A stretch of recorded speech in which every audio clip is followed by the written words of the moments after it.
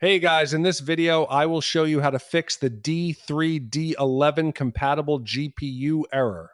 All right, let's begin. First, open Start and Search. Adjust the appearance and performance of Windows. Open it, go to Advanced, and under Virtual Memory, click Change. Select Custom Size. Set initial size to 1024. For maximum size, multiply 1024 by your RAM and GB. For example, 8 gigabytes equals 8,192.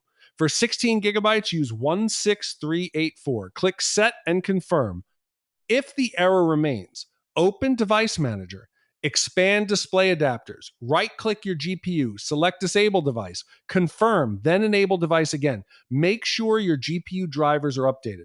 This usually resolves Fortnite and other game crashes.